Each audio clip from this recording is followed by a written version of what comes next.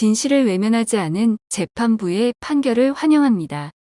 오늘 서울행정법원 제12부는 윤석열 전 총장에 대한 징계처분, 취소 청구 사건에 대해 정직 2개월 징계가 적법하다고 판결했습니다. 만시지탄입니다. 당시 무리한 징계라는 과도한 비판에도 불구하고 진실의 힘을 믿고 기다려주신 모든 분들에게 늦게나마 진실의 단편을 알리게 되어 기쁘게 생각합니다.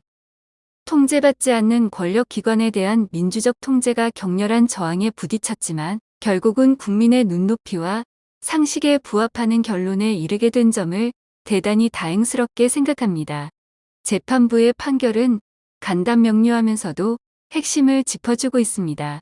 최소한 진실을 외면하지 않았기 때문입니다.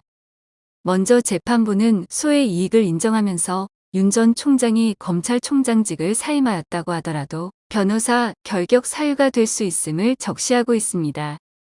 또한 재판부는 윤석열 측의 일방적 주장에 불과한 절차적 하자에 대해 적법하다 판시했고 3개의 징계 사유 중 2개는 명백히 인정된다 하였습니다.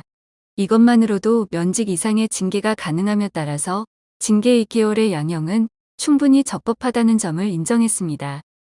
다만 정치활동을 시사했던 국정감사 발언에 대해서는 당시에 제시된 상황의 근거에 판단해야 하는 법적 한계상 불인정되었지만 윤석열 전 총장은 중도의 총장직을 사퇴하고 대권 행보를 함으로써 사실상 정치적 중립 의무를 어기고 검사에 대한 국민적 신뢰를 훼손시키는 등 징계 사유의 상당 부분을 스스로 입증하고 있다 할 것입니다.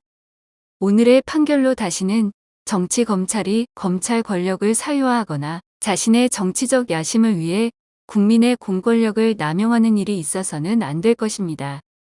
아울러 징계 사유의 원인이 되었던 한동훈 채널A 사건과 비슷한 시기 저질러진 청부 고발 사건에 대해 수사당국의 보다 철저한 수사로 다시는 이 땅에서 정치 검찰에 의한 국기문란 사태라는 비극이 벌어지지 않도록 해야 할 것입니다. 이로써 윤석열 전 총장은 검찰총장으로서는 헌정사상 처음 징계를 받은 자가 되었습니다. 또한 변호사의 자격을 거부당할 수도 있다는 점에서 대통령을 하겠다고 나선 모양새가 과연 합당한지 돌아봐야 할 것입니다. 윤 전 총장은 지금이라도 국민께 잘못을 석고대죄하고 후보직 사퇴와 정계 은퇴를 선언하고 수사에 성실히 응하는 것이 마땅한 태도일 것입니다. 정치 검찰을 입당시킨 것도 모자라 대선 주자로 만든 국민의힘에게도 공당으로서의 그 책임을 묻지 않을 수 없습니다. 징계 처분이 확정된 전직 검찰총장 출신 후보에게 공당으로서 어떤 처분을 내리는지 국민과 함께 지켜보겠습니다. 진실의 문이 열릴 때까지 함께 비 맞으며 응원을 아끼지 않으신 모든 국민 여러분께 진심으로 고마운 마음을 전합니다.